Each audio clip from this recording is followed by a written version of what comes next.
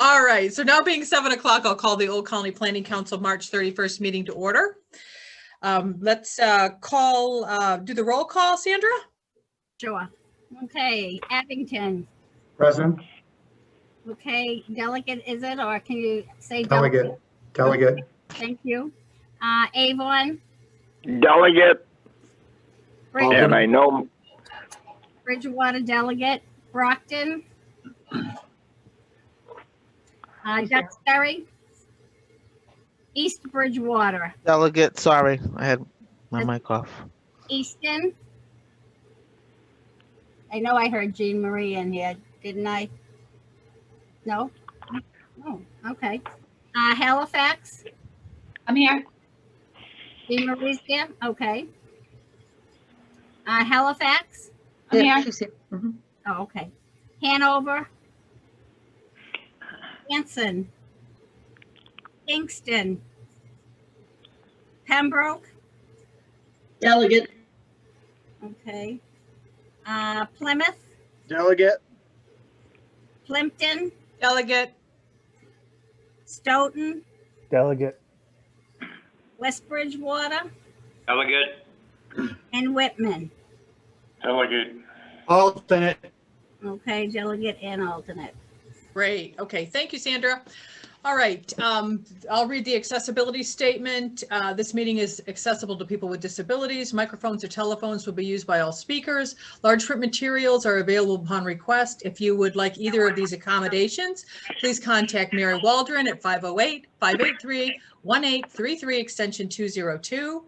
The notice of non-discrimination rights and protections to beneficiaries with regard to federal Title VI non-discrimination protections in the state non-discrimination protections is posted in this meeting room and is available on the Old Colony Planning Council website. Please contact Mary Waldron at 508-583-1833, extension 202 for more information. All right, so on to the minutes from February 24th. Did everyone get a chance to read those? I did. All right. Any questions or concerns? All right, hearing none, do we have a motion to accept the minutes as presented?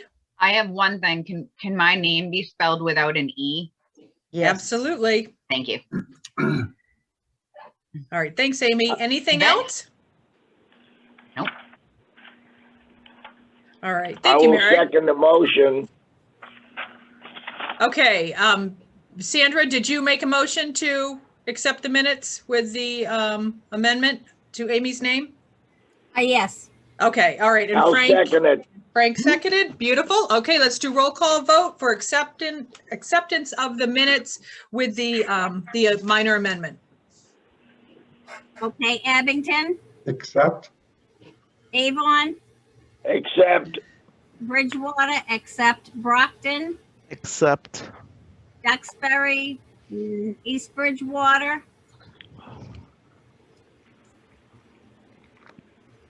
Easton.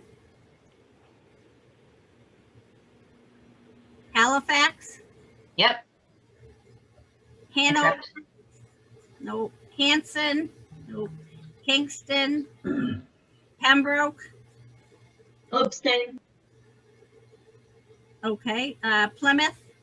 Accept. Plimpton. Accept. Stoughton. Accept. West Bridgewater. accept, And Whitman. yes, Great. I'm going to abstain. The alternate's going to abstain. I was not at the meeting. Okay. Okay. Great. Thank you, everyone. All right. So Mary, are we continuing with the agenda in order? Or are we moving? Oops, you're right. We are taking up the package. We're taking the Rockland Trust presentation. Thank you, Madam President. Beautiful. All right. I'll turn things over to you. Great. So on the call today, we have Barbara Howard and from Rockland Trust. And as you can see in this presentation she put forward, she is the Senior Vice President of Relationship Manager at Rockland Trust. And she has been before us before, back in August, and she's here again just to give another overview. There was a number of questions that came from the Finance Committee yesterday, as well as a couple of the members, and she has those questions and we can run through them once she is completed with the presentation. So Barbara, I'll be at the Vanna if you want to just prompt me through. Oh, Brian. Excuse me. Okay, thank you everyone for having us in. And as she mentioned, I'm Barbara Howard. I'm the relationship manager on. So I'm going to take you through the presentation, and as she mentioned, we do have some questions here. We're able to try and cover in 15 minutes. They provided, Brian and I do plan on answering as we go through, hopefully answer most of these questions as we go through the presentation. So if we could turn to page 2, this is the OPEB relationship. I'll go through the OPEB planning steps, and then Brian will take you through the allocation and the performance, and then if time we'll also the market holding. So in this section you can see the account information, and the first thing I'm going to do is one of the questions you asked, that should you decide to use another provider besides Rockland Trust, would there be a penalty if you were to move the funds? And the answer to that question is no, there would be no penalty to move the funds. So it's the money market account that was open in 2000, that's strictly in a cash money market fund. And then what we're really going to go over tonight is the next account, which is your OPEB account. And so the investment objective is balanced. And Brian, again, will go over that. And then it was opened in 2012. I have provided some transaction detail there. I did send out further detail, which was another one of the questions. So I'm hoping that got out to you folks. If not, I'm sure they'll follow up with that. You can see the list of your authorized signers. Your auditors are Guider Hurley, and Odyssey advisors are the ones that do your actuarial report for the OPEB fund. And you can see on the next section there are the fees, and all in, I've broken out how they're calculated, and given the current balance as of February 20th, the fee was up to about 6 basis points. And before we flip the page, one of the other questions was, why is there that disclosure for not insured by FDIC? And that is because these are not products. You're invested actually in the capital markets, so there is no insurance on the funds. So with that, if you can go turn to page 3, these are what we call our OPEB planning steps. So these are the various steps that we recommend that you take in order to establish your fund. So you adopt the language of the law, Chapter 32B, Section 20 in 2010, and that establishes the fund. Any funds that are provided in or put into the account are segregated and not subject to the creditor's claims. The next step is to establish a formal trust agreement. That has not been completed, and we plan to work with you folks to get that done. Another one of the questions was, are the trustees your board? And I believe that that is the intent, that the board are considered the trustees of the OPEB trust as well. The next section there is your investment policy statement, which has been completed, and that was approved in 2016. And again, that's just a roadmap to let all of those involved in this fund, how you're going to manage the fund and the goals and objectives. The biggest part of an investment policy statement is the trustee risk. So as most of you can think about it, big swings in the market make people want to make most people think about when the markets go down. So when the markets go down, people want to rush out the door.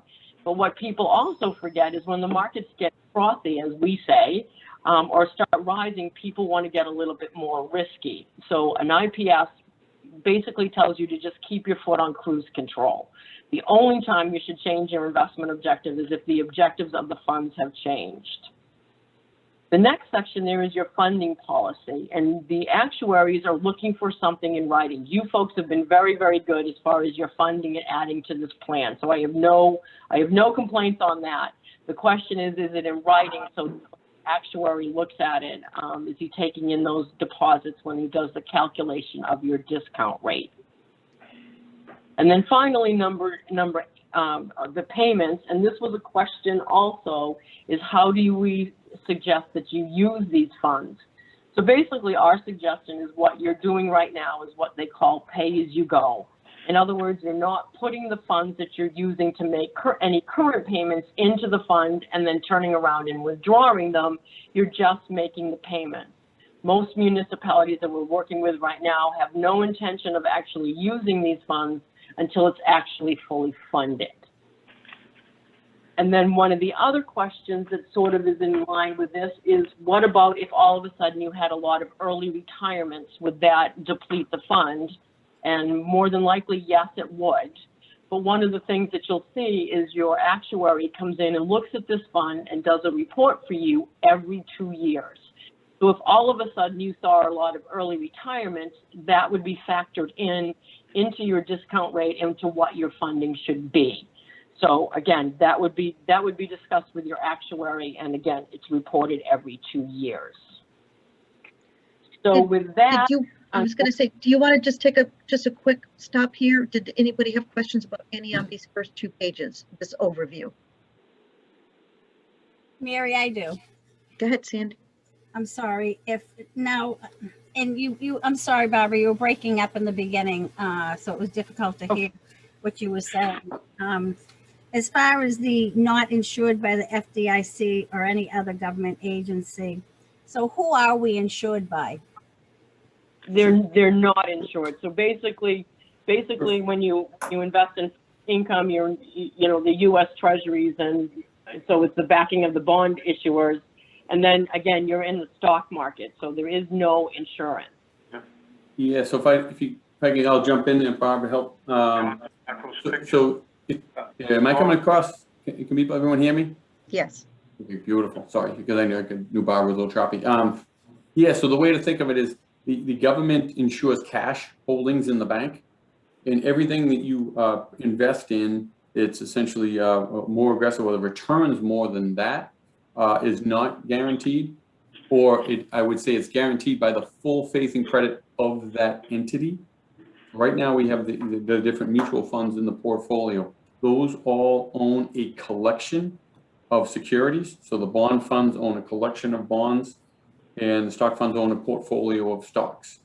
And so each security within those portfolios, they're as good as the company that backs it. So if you think about we're investing in, say, Apple and Microsoft and Pepsi-Cola in different funds, those are backed by the companies themselves. And same thing with government securities. The government backs those, but every security that you own when you're invested in a portfolio that's that's meant to grow through long term is backed by the entity. Oh, if I may, Brian, who is the entity then? Sure. So it boils down to each company. So when I say in these mutual funds, a mutual fund will hold, or I can say, the BrightRock one that you own. So within that, there is about 45 different stocks. So as I mentioned, there's Microsoft, there's Pepsi, there's Sherwin-Williams, there's Home Depot. There's the names that we know in the economy, and those companies, they're not the companies get essentially the earnings of those companies guarantee stocks. For when you're in a bond fund, it's the company saying we're going to pay you back. For government securities, it's the government says we are going to pay you back. But for them to get a governmental guarantee, they wouldn't allow you to get the upside of the capital appreciation of a stock or the dividends, right?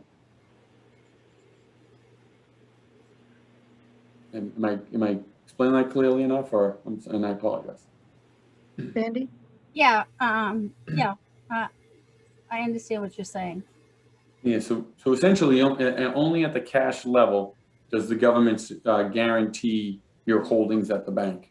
Once you, in right now, if we were all in cash holdings at the bank, we would be returning somewhere between 0.01 and probably 0.1 of a rate. And so what we're trying to do is we need to make what the actuary is trying to say that we're going to get through time.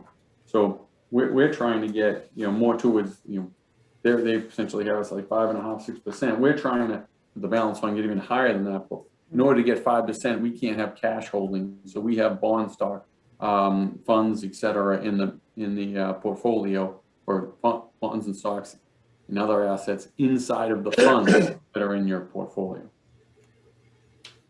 Okay, and if I may continue, No, by all means. I don't want to take everybody's time. If anybody has any questions, please tell me.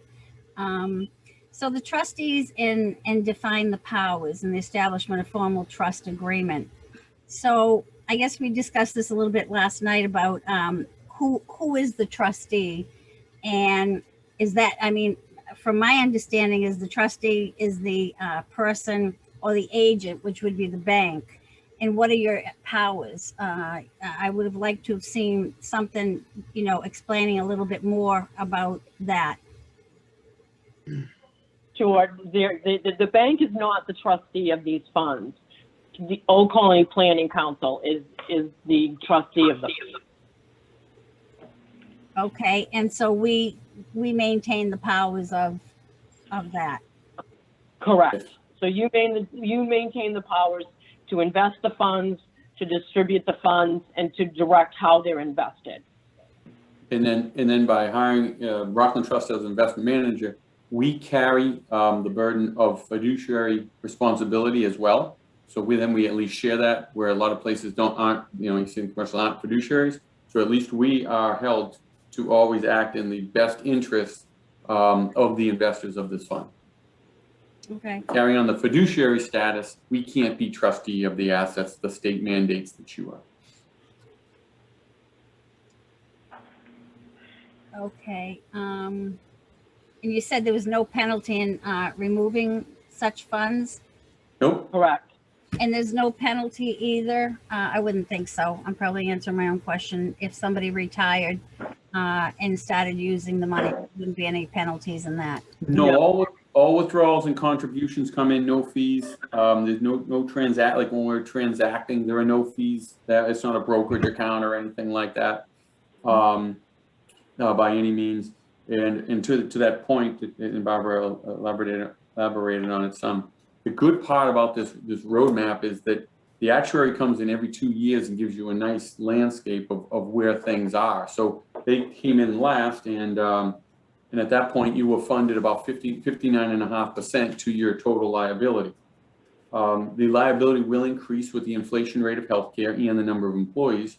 On top of that, the assets have grown. The assets went from essentially 703,000 to 809 just since June. So you're now 68.4% funded off of the old liabilities, which again, those are moving a little bit, but you went from essentially high 50s to mid to high 60s just with the last market movement, which certainly helps. But it'd be a good question, and I don't know if you wanted more detail, but on the early retirement, that is definitely something, if you know, because the actuary is calculating this, your total liability off of retirement age eligibility. So if you were getting a lot of early retirements or expected them, you may want to have a discussion with the actuary, because they may want to run another put the plan. batteries in, I'll pump it on. Oops. And that would, because they would adjust your liability. Your liability will go up if people will be taking money from the plan sooner. So obviously the funding ratio would go down, and there'd be more money that you would have to put in the plan to account for that, as to not deplete the fund. And I know that, and I don't know if you've heard me, Kate was talking about doing an early retirement incentive. And I know 10 years was thrown out there. I don't know how true that is. Have you heard anything about that, and how would that affect us? I didn't catch the first part of your question. I know I've heard a lot about the state saying or coming out with an incentive of an early retirement. I know that different years have been turned, up, been different. Sometimes they say 5 years, sometimes they say 10 years. How would that affect us if, let's say, we had 5 people who were getting towards retirement age and they decided to take that, and the state would pay them, let's say, 10 years? How would that affect us? Yes, similar to my last statement, I believe the essentially what would happen is the actuary would have to revalue the plan given the early retirements. So therefore, that there be more funds going out sooner if they're eligible. And if they meet all the criteria to be paid out of what would be considered full retirement. And so therefore the full liability of the plan would increase, and there would be more money, and either more money needed to be contributed, or the fulfillment of the plan, meaning our assets meeting our liabilities, would go out further, meaning we'd have to get more aggressive with the portfolio. Thank you. I would just suggest at this point, maybe we can continue on with the rest of the presentation and then hold for some other questions at the very end. Mhm. Great. Mary, Well, can I ask Brian- one quick question? Oh, sure. When we were talking about the trust agreement and the trustees and the board of OCPC being the trustees, I assume we mean the executive board and not all the delegates, right? Ultimately, it's going to come down to you folks when you draft an actual trust. So my guess is yes, it's probably the executive board. You wouldn't want the whole board involved, but it can be either. Sure. Okay, so Barbara, what I don't understand is if we don't have a trust agreement, how are we making decisions now as to managing the OPEB account? Because the general law allows you to do it without a formal trust agreement. It's the actuary, when he's looking, and GASB 75 now are now looking for that actual document. It's more to put the belt and suspenders around the OPEB planning. Okay, thank you.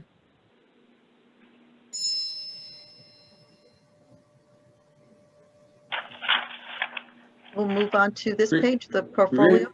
Yeah, so from page 4, right now we're currently a balanced portfolio, which essentially means we essentially targeted as 45% fixed income and cash, 55% stock through time. So that's why this page is, as we're a multi-decade event, how the performance is going to end up turning out like the long-term expected returns. This page makes sure that I'm not veering off course.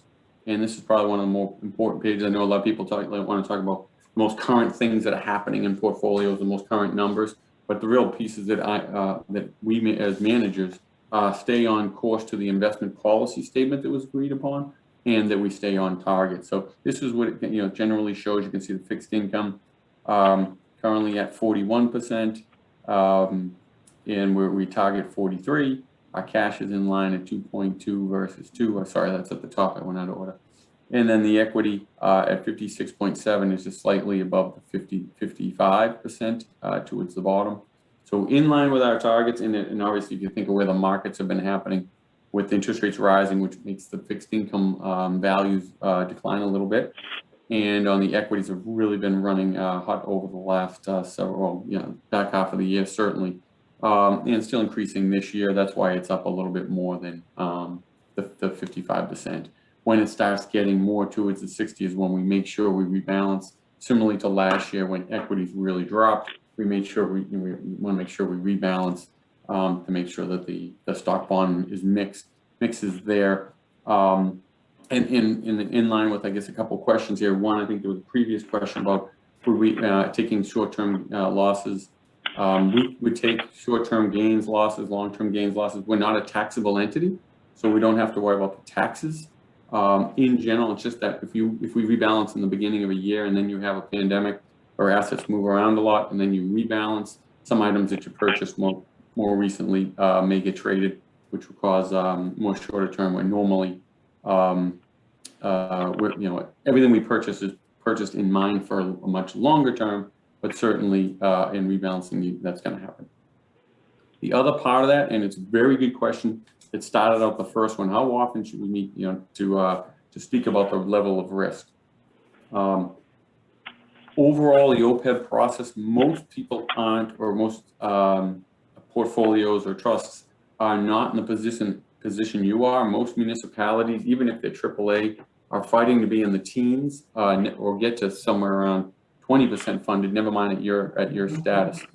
Those portfolios need, because the only way you can get money to grow this portfolio is either contributions or investment return. So many of those essentially have to go to be a more aggressive portfolio. And mostly, the pools out there, et cetera, are 75% stock and 25% bond. So we tell almost all plans that they have to, at some point, they're going to have to get there. It's the main part is if you have a funding plan or not, because sometimes, if you think of some of the towns that you all hail from, when they start that OPEB plan, it's almost like the town's hand is shaking, handing out that first 100,000, saying, "Hey, be careful with it," or even the first million. Be very careful in the markets with it. And if the market goes down, it's it's much more difficult to get the next contribution. And so you want to go several years sometimes saying, okay, we're balanced. We all get how it is. We get buy-in around the process. And then as the markets move, we say, all right, we find that the maturation period usually about 3 to 5 years before people say, okay, now let's go to that 75-25 stock to bond to get the returns we need. So that's the normal process. With yourselves, if you continue with your funding, nice funding program, and you continue to get balanced returns at the current level of much over 50%, as I just said, 68% funded, you'll start getting close to your unfunded liability much sooner. So you have the ability to sustain where you are, or if you would like to get more aggressive, you'll get there faster. You'll just have a much bumpier road. And so I don't know if that was the hot part of it, or if people said, gee whiz, I don't like the risk, I would like to decrease it. The one problem with that is as you get more towards your liability, the liability is calculated on the long-term expected return of the asset allocation. Therefore, if you get more conservative, then the long-term expected return goes down, and therefore your liability goes up, and it'll take longer to achieve it. Obviously, you get more aggressive, the expected return goes higher, and the discount rate pulls that long-term liability down, and you will fulfill it sooner. Again, the bumpier ride. So it's the smoother the ride, the longer it's going to take to fulfill your goal of funding this, which then obviously allows for potentially early retirement or starting payouts out of this plan. So I went a good distance with that, but it's an important item that, as far as the when, we're happy to speak about it anytime with the Finance Committee or the whole board. But it's under that nature. We don't want to, if this is a multi-decade event, if you think about it, even if someone's retiring very soon, they're still going to live potentially several decades. So it's a multi-decade event. So we don't want to make changes to the asset allocation because of what we think the market's going to do. We want to do it in line with the funding goals of the plan, and that's where we including the actuary in the conversation helps too, because they're on board as well. They're not worried necessarily about the risks that may or may not be in front of the portfolio in the next year or two. They're worried about your funding goals, and being essentially meeting that liability for the long term. Brian, if I could just interrupt. So for the council members at the finance meeting, this discussion came up as well. I reached out to Odyssey, Parker, and thank you. And just began the conversation about some of the discussions relating to that. So it's the right timing for having this discussion, as well as to be in concert and discussions with Odyssey. And if to jump on that, thank you very much for that color. And if everyone understands actuary talk, which I didn't about 7 years ago until I started speaking to Parker and other actuaries quite often, with your permission, we're very happy to speak with them on either with you on the call or separately to talk to them if you want to outline questions of the best way to achieve your funding status and those same items that you talked about, retirement or any type of withdrawals from the fund, or same thing on the contribution side. So we're happy to do that. We find that it works. The plans work best when all stakeholders are on the same page, because of that same thing. If not, you start getting these circular loops. And I see the page moving, which is a great way to keep me moving. Thank you very much. On page 5, think of the portfolio and the performance of the portfolio. when we talk about our bottom line, is the top line for you right here. As I said, as of June 31st, 2020, the assets was 703,911 as analyzed from the actuary, and that 703 has turned into 809, as you see kind of in that numerically in the top left-hand corner. So very good return given the pandemic. Some people say, okay, I didn't realize that. I expected losses through here. It certainly was lumpy, but the back half of the year was surprising, I think, to most participants. So we don't hang a lot of on the last 3 months, but you can see positive, almost 3%, 296 for the last 3 months. The 8 months, well, yep, go right ahead, Becky. I have two quick questions. Sure. Are we invested mostly in individual equities that you're selecting, or in equity funds? Sure, we're in both bond and stock funds. Okay, you guys aren't managing a portfolio with individual stock decisions. We are doing that for the large cap stocks. So when you see large cap and in the portfolio under the holdings, it's BrightRock. So essentially we have a mutual fund, BrightRock, where we're picking those stocks. As this portfolio crosses 1 million, we'll break out the stocks and bonds probably separate. So we'd manage at that point the core fixed income and the core equity. After 2008, really, when our investment strategy outperformed really almost everything across the country, we started the BrightRock. So people, and think about the start of this when we first began it with 55,000 was going to be hard to put bonds, all the diversification and individual stocks in there. So we put the funds in there, and we pick our own stocks within that fund. We rebate any fees, any investment fees, because we don't want to obviously double bill you on that.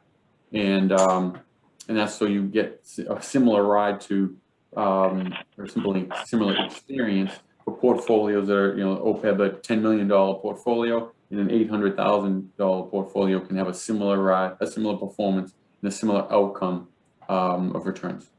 Okay, and along the same lines, I know that Sandy had asked about insurance, and I understand the difference between what you were saying about cash versus stock and bonds and who sort of is behind each investment. Yep. When I think of the companies, obviously at this stage, we're not breaking out individual stocks and individual companies that are that we're assessing essentially the strength of when we look at our stock holdings.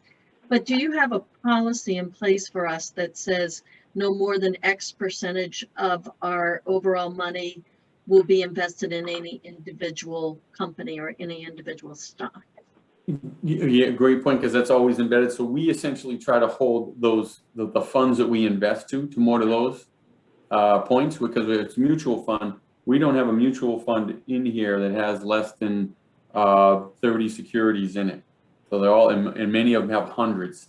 The more, the way to think about it is the more risky a market you go into, for the most part, the more securities you have. So in international portfolios, there's really sometimes it's several. Well, I know not sometimes there's several hundred securities, because of the fact that you're trying to get be inclusive to many different countries, capitalization size of stocks, and obviously the different industries as well. So there's many items where you have it.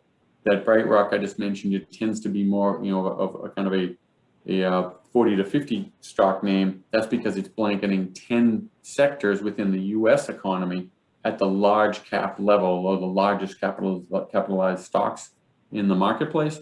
So therefore, rather than watering down every pick, we have several large names that are, like I said, the people really would know and probably use most of the products for them, so we can have less names.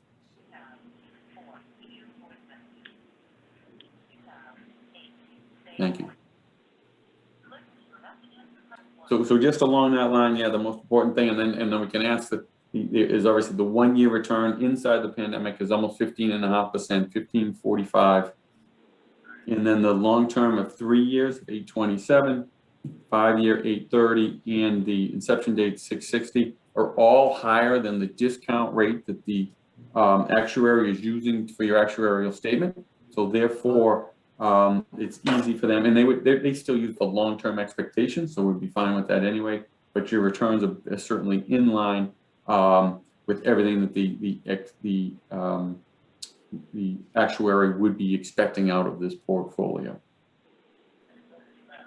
Now, behind that, I know you guys have a long agenda. Yes. These are market slides. I was going to use these mostly as backup for any questions, comments, or anything anyone had. I do not have to go through them because they pertain really to what's going on out there as opposed to the makeup of the portfolio. And we do have the Madam holding. President, It do you ends want with to the have the holding. questions? We wanted to make sure we touched on obviously the OPEB process, Yep. how the portfolio stands, and we really wanted to answer those questions that the Finance Committee had. Please let us know if we have not to your satisfaction. Investment in Apple. Doug, do you have anything to say on behalf of the Finance Committee? I have nothing. I think he answered all of our questions that we had. Pretty straightforward. Yeah, I thought so too. Yeah, All thank right, you. you're welcome. Does anybody else have questions for either Brian or Barbara? Question? All right, No. doesn't sound like it. Sounds like everybody, we asked all of our questions. Yep, everybody looks good. Madam President, I have a question. Beautiful. All right, Charlie. Two questions. One is, so if we're at 68% funded of the OPEB liability, how did you characterize that when compared to the majority of participants in such plans? Would you say we're ahead of the game? It's ahead of really almost all general municipalities. It's much more, it's difficult for them to, they've started later, and it's most of those trail, or a couple that have kind of financed it ahead, a couple, towns you might think of with some W's, et cetera, but most of them have not. The ones, entities with the same or higher funding status of you or kind of similar in nature, so, some of the collaboratives, electric plants where they're revenue producing, or as I said, collaboratives where you have multiple entities funding have multiple funding sources. So most of those, but yeah, as far as the towns and even highly rated ones, those tend to be a little bit behind, and for obvious reasons. Thank you. Very good. All right, any other questions? All right, sounds like we got all of our questions answered, Brian. Thank you. Thank you Great. and Barbara very much for meeting with us and reviewing the OPEB. We appreciate your time and taking our questions ahead of time and tonight as well to answer all of our concerns. Thank you for your time. Obviously, you already know the drill. If you have any to follow up, by all means, we'll let you guys move on. I know you got a full slate, but we appreciate your time. Sorry, I used to really enjoy going down to the building and sitting kind of around the circle of desks and chatting with everybody. So I look forward to doing that again. And I know Barbara does as well. And again, it looks like there's some new faces. So we look forward to that. Thank you. And again, anytime, reach out for any questions. Thank you. Okay, thank you. Have a good night, everyone. Thank Good you. Thank you, night. Barbara. Thank you, Brian. All right, Mary, would you like to move on to the financials? Yes, and let me do this right now. We should be able to run through these pretty quickly because we've got this down to a science, Brenda and I. Can everybody see this? Yeah. I'll go a little bit larger here. All right, Brenda. Oops. Sorry, couldn't find my mute button. Okay, so starting with the statement of expenditures. We show total expenses for the month at $119,444.22. Moving on to the cash position report.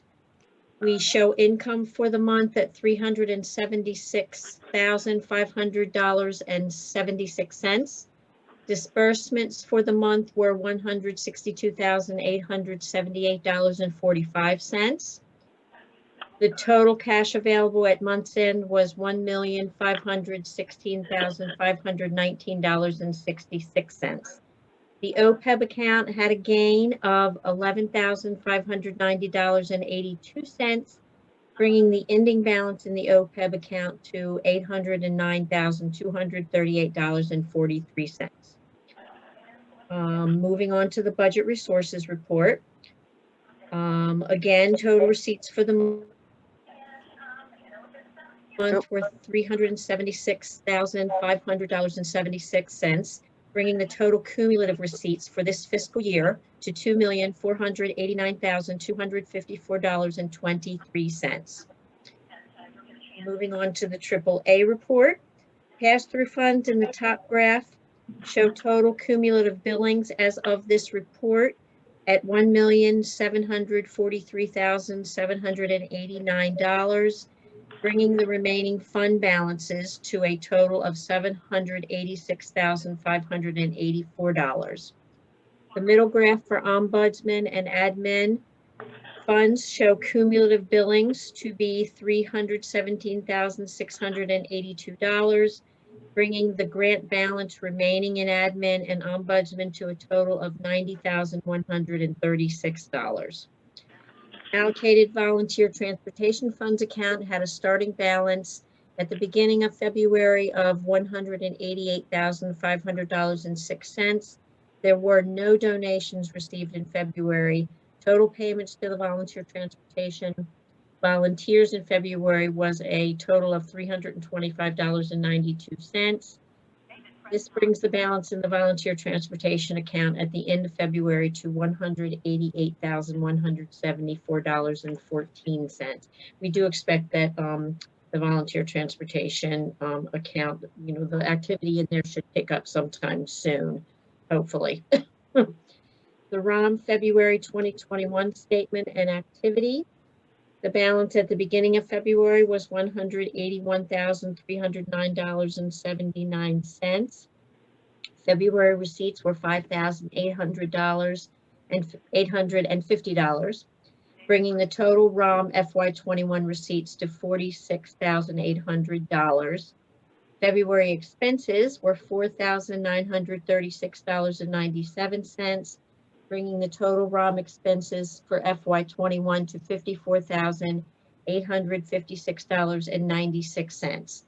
The ending balance in the ROM bank account for February was $178,160.33. Next up is the updated budget report. Okay, I have updated the budget numbers to be more in line with what has actually happened with COVID. There were a number of things that happened that we couldn't possibly have anticipated. There was less travel, more safety items needed to be put into place. There was more need for the need for the employees to have the ability to work remotely. So online meetings, remote communications, etc. It just changed the money needs around a bit. So I have adjusted the projected numbers to fit more in line with what the trends are. And we do have a large amount of money in miscellaneous at this time, which gives us a comfortable surplus for any unexpected expenses. I know we are going to be putting some things into needs for the building, and or what is not used will go towards a surplus at year's end, or we can, look at investing in, in other things. One of the things, if I could, Brenda, we talked about it at finance meeting, and we'll continue to have it at the next finance meeting, is the fact that there's some capital needs that we are projecting, and some of the IT cybersecurity needs, but those will be brought up to speed at the next finance meeting. Yes, yes. So that's it for my report, but we're in good shape. We're right around where we should be at this point in time. And what I'm circling right here is the 57.36%, very much in line to where we should be. Very good. Well done. Well done. Very, very nice, Brenda. Thank you. All right. So any questions for Brenda or Mary on the February financial report? All right. Hearing no voices and seeing no hands or chats, would someone like to make a motion to accept the February financial report? I'll accept. Abington. Okay, that Second. was, okay, very good. So we've got a motion and a second. Sandra, can you do a roll call vote? For Abington, Accept. Avon, Accept. Bridgewater, accept, Brockton, Accept. Duxbury, Accept. East Bridgewater, Easton, Halifax, Accept. Hanover, Hanson, Kingston, Pembroke, Accept. Plymouth, Accept. Plimpton, Accept. Stoughton, Accept. West Bridgewater, Accept. and Whitman. Accept. Alternate Great. accept. Thank you. Thank you. All right, and Mary, for the record, that was Stephen that made the motion and Doug seconded that. Thank you. Thank you, Madam President. All right, so on to staff report. Actually, Madam President, I know that we have the town administrator from the town of Pembroke, and I know we have a few of these extra items that are on. I didn't know if it's something that you would like to have the highlight of Pembroke for the. Oh, absolutely. Yeah, we can definitely take that out of order. Is Becky going to be presenting? Or is the town administrator? Okay. I had asked Bill to join us because we now have moved to a town manager form of government. Great. So, and that's something that just happened in Pembroke within the last couple of years. So I thought that Bill would be here to help answer questions and give his perspective on our needs moving forward, if that's okay. Great. Beautiful. So Mary, are you in control of the slides? I am. Give me, I'm trying to figure out right now. Here we go. Sorry. So here's the picture of Pembroke nestled. By the way, thank you very much to OCPC for preparing this presentation. There's Pembroke nestled in between Hanover, Hanson, Duxbury, Kingston, kind of go down towards Plimpton and Halifax. So we have a lot of neighbors amongst you. Pembroke has a population of just over 18,000. We expect that to be up once the census comes in. We are a town that was founded back in 1712, and a lot of history here.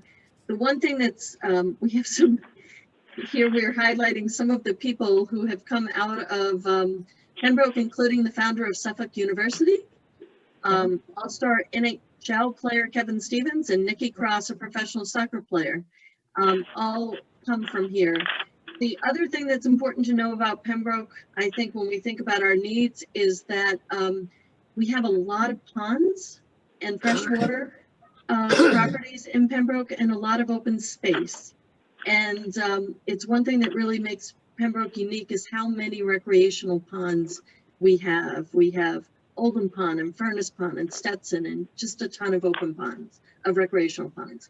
We have an open town meeting form of government, which is interesting in times of COVID because we don't have the flexibility of a representative town meeting to meet virtually. So we've had some discussions about how you conduct open town meetings in a time of COVID.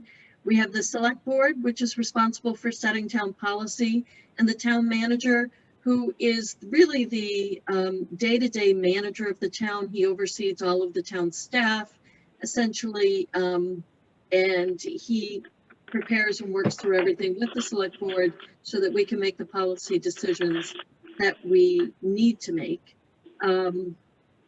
So that, oh, I missed this. The board is actually composed of 5 members. And we also have liaisons to our other committees. We've decided instead of being on other committees in town in Pembroke, we generally serve as, we have select board members who are liaison to other committees in pieces of town government so that we can pull the information together without the select board kind of dominating other boards and committees. And that's just the choice that we've made in Pembroke. Here is our contact information right now. Sabrina Chilcott is the assistant town manager. Angela Cicito is the principal clerk. All of these members interact a lot with OCPC around our transportation and other needs. in conjunction with our DPW director. Our board members are Dan Trabucco, who's our chair. He's also the alternate delegate for Pembroke, I believe. Jessica Brushing, who's our vice chair. John Brown, who's our clerk. I'm a member, and Tracy Marino's a member. It's the first time in Pembroke's history that we actually have that we have more than one woman on the board. And we happen to have 3, as it turned out. Big challenges, and Bill, you might want to speak in on this if you can.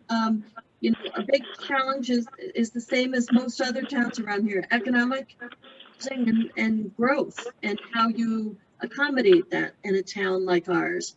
We're not a city. We're still decidedly a town, but we do have a lot of traffic issues.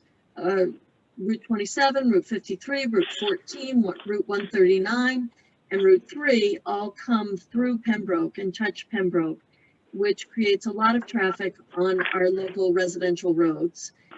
We are trying to achieve economic growth, and through development of things like our town center and our area over by Route 3 off of 139. And I see Amy saying it's probably all the condo building that's going on. That's actually a whole different conversation, because we've actually put the brakes on some of the condo development in town center.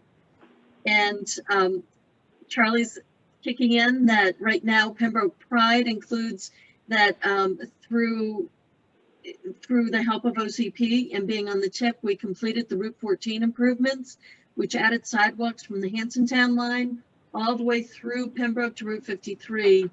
And you would not believe how much those sidewalks get used, with people walking dogs and jogging and running and walking. And myself with a 14-year-old son, he and his friends have a safe place to sort of get around town, and they've been using those sidewalks a lot. Right now, as Charlie points out, we're on the tip to complete the oh no, that's not on here yet. That I think is on the next page. We are in the process of doing Route 36, which is going to go from the town center to Route 27. Right. And that is huge. And Charlie, that is also going to add sidewalks, if I'm not mistaken, right? Yes. It's in the plan. Yeah. Yep. And then we also have a housing production plan with which OCPC worked with us to produce. I think that was last year or the year before. We're also working on inclusionary zoning bylaws. We've working on a green communities grant and getting prepared to be a green community, exploring traffic assessments on some of the roads. Right now, we do have a 40B project, which has been proposed right off of Route 139 by Route 3, which is a very stressed traffic area of town. So if that 40B is allowed to go through, which DHCD has indicated they want that project to go through, it's going to require us to come back even more for traffic help, because that is going to be a major stressor and a very congested piece of town. We also had developed a cluster zoning bylaw, and Pembroke Country Club, there is a development plan there that is in the works that has not yet been through any town approvals. But instead of building, so the country club, let's say, was 150 acres or so. Instead of building 150 1-acre zoning subdivision homes, they'll be allowed to build 150, whatever number of subdivision homes, they'll be able to build that number of units as townhouses or condos in a cluster setting, and at least 50% of the property has to remain open space, which can include a golf course, which we're hoping will stay in town. We have a new community center on the warrant and ballot this spring, which would have a huge impact on our town center economic development and sort of creating more of a sense of community around our town center and more sort of economic activity all centered in that part of town. We are also working on a new public safety building, and with the hope for debt exclusion override. We're expecting that within a year or two. We're sort of talking through right now how best to achieve that, but our police and fire buildings are way out of date and not in good shape. And that is an area where we are going to be working very hard. We also have zoning changes on the warrant this year to allow more affordable housing closer to Route 3 in what is our industrial area, but our industrial area is mostly corporate areas. It's not highly industrial. We do already have an affordable mixed affordable and market rate apartment complex, Pembroke Woods over there. And we are hoping that allowing some affordable housing as of right would allow some friendly projects to come in town to increase our housing stock and increase our affordable housing stock in an area where we hope the roads are sufficient to take that on more easily. Before I close up and let you guys go, I do see that Amy had asked about the cluster zoning at the country club and the impact on the traffic on West Elm Street and Oldham. And that is something that we're looking at. That is something we're very sensitive to.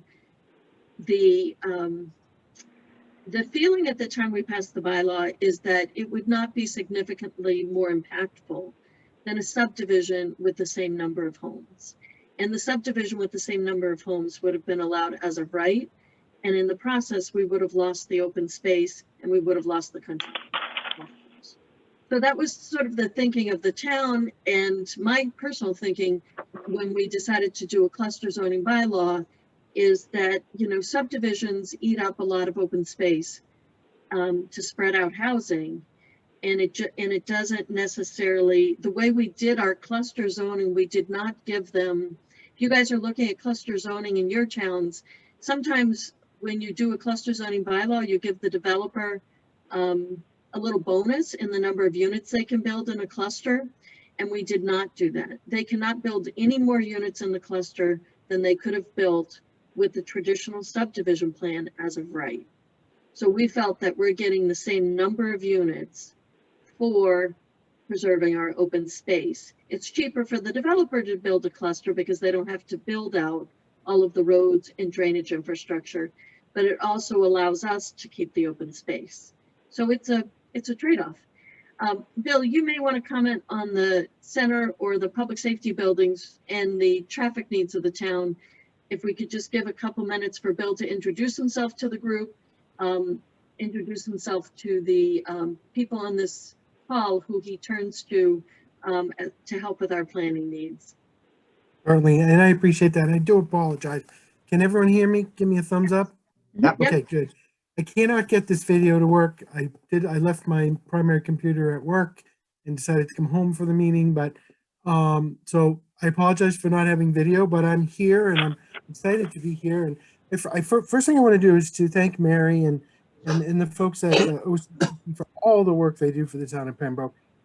Your resources are incredibly valuable to us and are proving to be more and more valuable every day. So thank you, and a big thumbs up for that. The second thing I did want to talk about our community center. The community center, building it in the center we have, the community center we have today is tired. I think that's the best way to say that. And a new community center and the planning around the community center will change what we have there. And our hope is that we'll bring, you know, new growth, new economic development, a new vigor when we can put more and more people into that community center on a daily basis using it. It's an outstanding plan, and I'm hoping that the voters support it. We are certainly pushing very hard to make that happen, and there's a huge opportunity for the town if we do that. So number one there, do want to talk briefly about the golf course project, the cluster zoning. One note I have is that obviously I'm new to the town of Pembroke. I haven't even been here a year yet, but I think the planners and the people that put that plan together had incredible forethought in that they would have been able to build those as individual homes, as Becky stated. And what we're getting is they've promised to keep the golf course. They've promised to reconfigure one of the holes that is an irritant to many of the neighbors. You know, and they're putting in the same amount of units, but they're over 55. So we won't have students in our schools. We won't have that additional cost that the same amount of individual homes would have brought to the town. So a tremendous job for those folks that put this together and planned this out. And then the final thing I wanted to talk about briefly is all of our you know, the roadway construction that's going on. Big kudos to OCPC for all of their help with that, and especially many of the traffic studies. I know we're going to be throwing or asking for your support in some more of those. So work forward with the 5-year pavement plan. So terrific job to OCPC, and I would thank all of you. And you know, Pembroke has benefited by being a member here. Well, Bill and Becky, both thank you for giving at least OCPC. This has been great for not only our staff. So I want to give kudos to Elijah Romulos, who pulled this together. He's like the whiz on our PowerPoint. He's new to our staff, and he just really has made this an easy process. But it is always, you know, this is the second community that we are highlighting. We're going to do all 17 because I think it's really important to know why this region is how it is. You know, and as I mentioned to Becky in an email today, it you know, we all get paid to do our job, and if all of our communities are really kind of functioning in a way where we get to understand them, get to know the needs, get to know the opportunities, it becomes our job then to take those and to work and try to find funding sources. And we'll talk a little bit more about that during the staff report. But you know, Bill McNulty from the transportation staff is on this Zoom call, along with Charlie, who with the transportation and the traffic and all those roadway assessments are just critical as you're looking to balance both, right? Economic development, housing, livability, environment, sustainability, all of that. That's a lot to manage in a COVID time period and with so many different financial constraints. So this was a great presentation, Becky, and to Bill, and we really do look forward to working with you on additional projects in the near future. Thanks so much, Mary. We really do Thank you, Mary. appreciate it. Madam Thank you. President. Yeah, thank you, Becky and Bill. That was wonderful for the presentation. So, Mary, did you want to go back to getting on let's see, staff reports back into the agenda? Okay. I do. Thank you. And thank you again to Bill and Becky. So let me do, I'm just going to run through this pretty quickly. Everybody received this in the email today. It's a lot. It's a tremendous, and I always say that at every one of these meetings.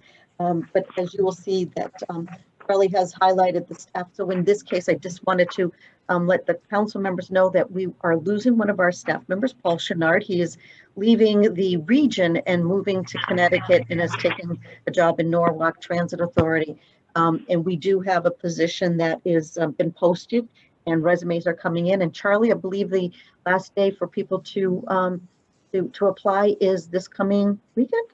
This Friday? Yeah, Friday at 4 o'clock. Thank you. Yep. Charlie's counting, but we do have some great resumes that have come in, and we're looking forward. I will share that job description with everybody as well, in case you might know it, and please share it with your network.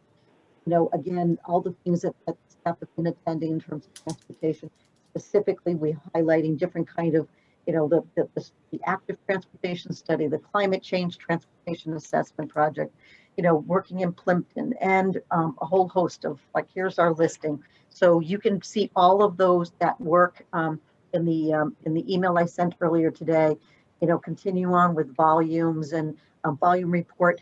The drone program, I do want to a little bit of a highlight about that. I meant to take the video that Kyle provided. We have a practice drone that he flew inside here and took a little video, working with the town of East Bridgewater, where they own a drone, but they don't know how to use it. So we're really looking to put together a plan to market the drone. So as we do that, we will come back to all of you and present, because we think that this is a need that's out there for, I know Amy will know this, you know, the real estate industry is using him for just about everything, but we think that there's a need for the community need. So as we move forward in hearing about that. And then of course there's just the MPO meetings, the BET and OCPC meet on an ongoing basis. So if there are already specifics, enough, we can pick up. Charlie is always available. I'm going to just quickly highlight the Community Planning and Economic Development Department. They are, again, that department is just amazingly having to just amazing amount of work that they're doing in terms of the MVP programs, the green communities. Dottie, in terms of her economic recovery, there's a bunch of meetings and webinars that I think I shared with you. But they're digging in deep in terms of meeting with the town of Avon and Duxbury and holding the comprehensive economic development meetings, the One Stop for Growth, that there's a deadline of this Friday. So if you haven't put your intention in, but the team has really done a great job in reaching out to the all 17 communities. I'm going to highlight in a minute the economic recovery, but again, the Mass Local Pilot Grant Program that we've been working on with Easton, Halifax, West Bridgewater, Avon, and Brockton. The application, and Dottie worked incredibly hard on that application. And just again, the Area Agency on Aging continue to work on the different aspects of the terms of transportation that was talked about, and all the different COVID related items. I will have a separate folder. Talk about another discussion from the last month's meeting. The septic program continues to be worked on by Sean Bailey. And then we are putting together a strategic plan for our geographic information systems, really kind of putting marketing out there, knowing that there's capabilities. How do we work with the existing communities? That's one piece. I'm going to come on to this, I believe was also shared, and if not, I'm going to go through it and resend it to all of you. There's on a monthly basis, Dottie is always sharing different kind of grant opportunities, dredging grants and public health, and you name it, they're all in here. So if there's an interest, I will triple check to see if I've sent it out to you or not, but I will send this out. All the live links are on there. All you have to do is click on them, and it brings you right to the grant funding. And as you all know, that the opportunities for additional funding is coming through the federal government, and the extended of the PPP program for loans. At the last month's meeting, Eldon brought up, just because of the frustrations that the communities were having about the vaccinations and where they are. And since that February meeting, a lot of things have moved forward, and a lot more has been done. A lot more needs to be done. So the vaccination distribution. So this, I know I had sent, just because there's a lot of information, just where everyone is going, the frustrations for people to find vaccinations. It was, is it an OCPC matter? Perhaps not as a staff line in terms of someone's job, but the fact that it's affecting the region, and having a discussion. It was brought up at the last council meeting. So we reached out to a number of other area communities to see what they're doing. And for the most part, David Klein, Bill McNulty, Dottie, Janetti, Lila, a number of us are keeping in touch with the discussion. Dottie participated in the City of Brockton, had a roundtable discussion today about it, just flushing out, and she's learned a few things, and we'll be sharing that as we move along the way. So that is the staff report, and I just wanted to address, I think that Amy had a couple comments in the chat. In terms of permission to fly drones for pictures of private properties. We are not going down that path. I believe that what we are planning on doing, and there are certain guidelines, and Kyle and everybody who flies a drone has to pass a test and have to go for the certification. So the use would be such as traffic. This is one of the things that in the report, Kyle talks about the fact that there are doing traffic studies, and the fact that particularly in more dangerous, that you're able to fly it above in a public. We will do all the checks and balances with the police and the fire, so that they know that we're out there. This plan, and for, like I said at the onset, is that it is in a preliminary stage. We will put together a program. We will follow all guidelines and permissions and things of that nature. So we won't be violating any kind of private there won't be any kind of private violations. Implementation plans and the offsets of grants. Yep, every single one of those grants are talked about and delved into. We have a grant. Brenda holds a grant meeting on everything that we have. We institute our overhead is always as part of the grant. So we are not. So we're not losing money. That it's just not. But we do spend that time, and then Bill, from transportation planning, the drone will allow for safer access. So, so that is the staff report. All right. Thank you, Mary. Another very busy month for everyone. And Madam President, because I will go right into just in terms of regional. So as you can see on your agenda, there are a number of environmental notifications. These are just an FYI for purposes. I won't go into depth just for the sake of time, but they are in Hanson, it's in Plymouth, and then Duxbury, Easton, and Brockton. We did participate in a comment on the Brockton, and we were asked to, and we participated actively in that.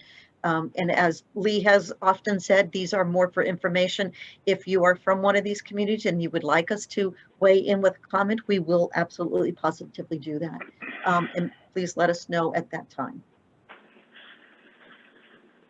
Thank you, Mary.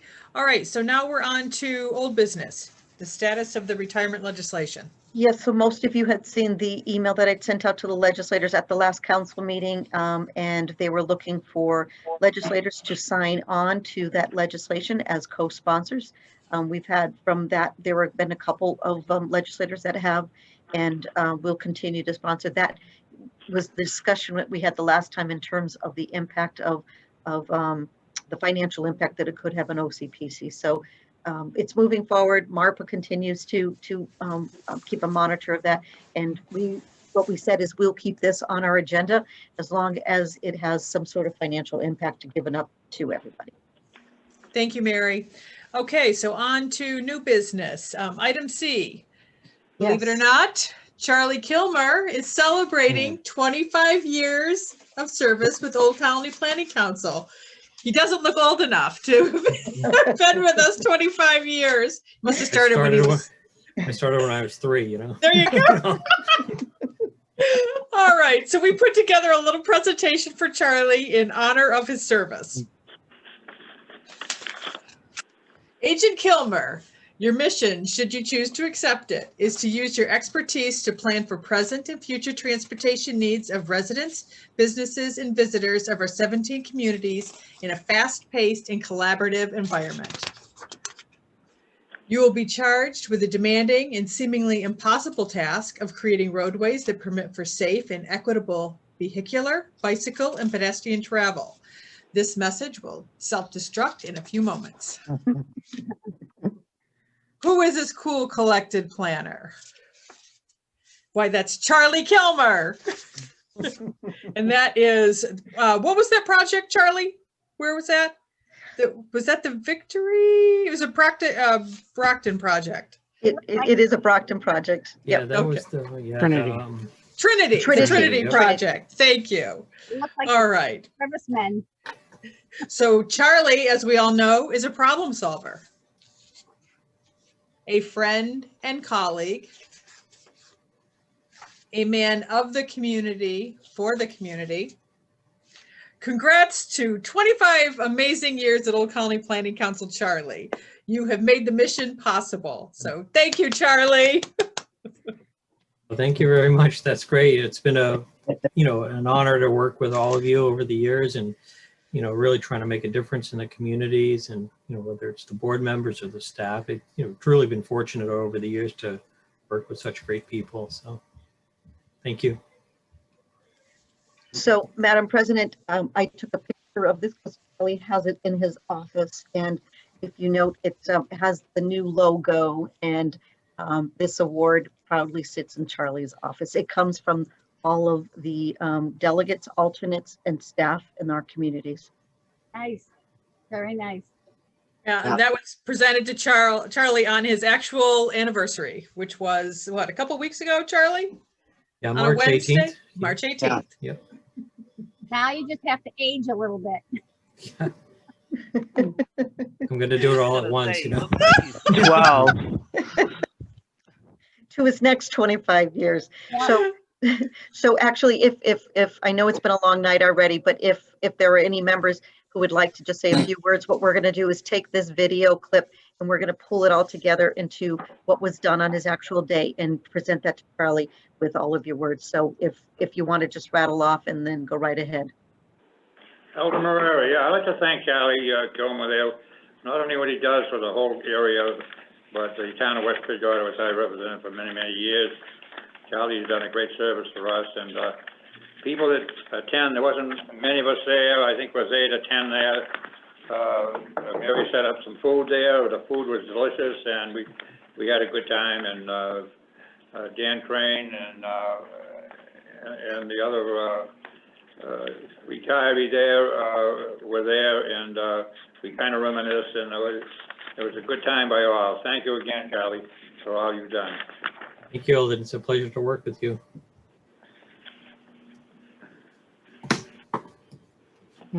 Charlie's a great guy, a great mentor, and you know I've been working with him for 20 years now, and I can't imagine staying here that long if I didn't have him as a mentor, but more importantly as a friend. And so, congratulations, Charlie, and thanks for everything you've done for me personally, but thanks for the agency and as a whole in the region.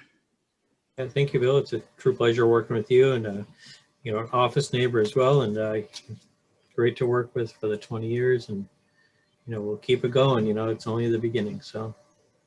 That's right. Yep. I think we said it best at the finance meeting yesterday, is that you are a ball of knowledge and you are a library and you have information from like decades ago, and you're a huge asset, and that's a great thing to have. And you know, thank you. It's thanks, 25 Doug. great years, man. It's awesome. Shell, I just want to say that when I first came in, I was actually afraid of you. I had too much together, and but you certainly made me feel very comfortable and gave me a lot of knowledge, and whatever I asked, you were there to answer my questions. You've done a great job. You've been a great mentor. You've been a great person. I think you're the backbone of Old Colony planning with all your knowledge that you have, and I hope that you are there another 25 years. That's what you get for starting out so young. You got at least another 25 years. Oh, thank you, Sandra. It's very kind of you, and it's a pleasure to work with you, and it's great to see all the happenings in Bridgewater and the projects and the planning, and it's the board that I think helps the staff go, and you know, it's you as the board that, you know, really sets the pace, and Mary's the director over the last 15 months. It really elevated the council to many ways that we never imagined. So, All right, time out. This is not about me or us. This is about you. this is what Stephen, why don't you go ahead and say a few words? Yeah. Did you say Stephen? Yes. Oh, I'm sorry. Thanks. Hi, Charlie. I haven't known you that long, but I've known the time I've been on the with the council as a delegate. I mean, nothing but praise that I've heard about you. And I know my good friend David Klein, who works with you, I've known him for many years, and he's sung your praise as well. So I like to echo those and just say congratulations. Thank you. Thank you very much. Charlie Lee Hartman, on behalf of your favorite community, town of Plymouth, we'd like to thank you for the 25 years of service you've provided to the town. I'm always amazed when I'm at some function, some night meeting, some event, and there's Charlie. And so even though we tend to be a little farther away than other communities, we know that we're your favorite, and we do appreciate all the time and effort you put in for the town of Plymouth. Thank you, Lee. I thought we were going to keep that a secret. Yeah, Charlie, if I may, I mean, it's only been what 15 years for me with you, between, you know, Old Colony and the JTC and the MPO, all the different, you know, it's at least 3-4 meetings a month. It's just been a pleasure, and your knowledge and what you've done for my town of Whitman, I really appreciate it. And I'll be glad when we're back to norm and we're meeting in Brockton on a regular basis like we used to do, and have a nice cup of coffee and whatever, breakfast or lunch, and just salute you and say thank you very much for what you've done in person. Yeah, thank you, Dan. Feelings are mutual, and it, though it's been a couple of years, it seems like, it goes by in the blink of an eye. It's hard to believe how fast it's gone by. I mean, the last big bash we had, I think, was Pat's retirement. We all got to, and I wish that, I really enjoyed that. And someday down the line, maybe another 25 years, we'll do the same for you. Yeah. If I'm around by then. I think Eldon and Fred Gometti are in the dark there, but Fred just talked about earlier today that he's been with OCPC delegate for 45 years. Fred, do you have anything? Not quite yet. 2024. Okay. 45 years, I think. Oh. Wow. That's Do you have any do you have any wishes for Charlie? Oh boy, he whenever there was a new employee here, when I used to walk in years ago, of course I've been in and out of here many times, and I used to ask the new employee, where do I get the bad bus? And of course, Charlie would come out and rescue him. Say, hey, Freddie's been here for a while, he's just bugging with you, so anyway. Wow. Thanks, Fred. That, I wasn't looking for the bad bus.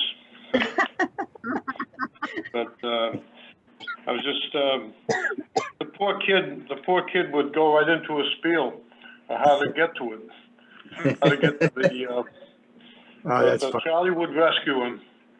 And Charlie, congratulations. I know I've known you for 25 years. And you've always been a help to me and a help to Whitman. Thank you. Yeah. Welcome, Fred. It's great working with you. And I'm not quite sure if there's anybody else. If there is, just unmute yourself and then. Well, Mary, it's Christine. I wanted to thank Charlie. He was a big part of the one and only traffic light that we have in the town of Plimpton. So thank you, Charlie. And thank you for your professionalism, your leadership. You have been such an asset, particularly with the retirement of Pat, and just you're a wealth of knowledge, like Doug touched on, and everyone else, so that you've been such a great resource for all of us as we've really learned and been enlightened about the way OCPC works. So I think you've helped make all of us stronger. So thank you for all of your contributions. Well, thank you very much, Christine. Thank you. Charlie, as somebody who's brand new and been here for 25 minutes, I just want to say congratulations. You wear it well because you look like you're about 25. So evidently it's the job's not wearing you down. Yeah, it's the OCPC Fountain of Youth, I should have joined 20 years ago. I'm so sorry I missed that train. Yes, Sydney. I would like to follow in that sentiment because I'm new to the board. I don't really know anybody that well, so I'm just kind of trying to get to know you, but congratulations. Thank you, Amy. I've been on the board a few years, but it still feels like I'm brand new. And I will say thank you so much for your service and the critical role you play. I can't tell you, as someone who was on the planning board of Pembroke for so many years, that transportation and traffic are words that you hear over and over and over again. And it's one of the most vital things in our towns down here in the South Shore. So what you do is so important. Thank you. Becky, it's great to work with you in the town. And I think, is that it with everybody? Yep. I think it is. Okay. I don't All know. right. Well, thank you, Charlie, very much. We're very grateful for your service.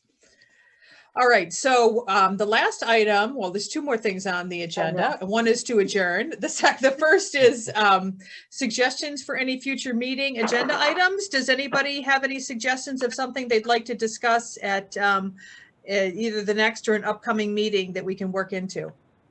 I'd just like to, Eldon, I'd just like to thank the board and Mary looking into this vaccine. And West Bridgewater had no way to go. They were all going over to Foxborough.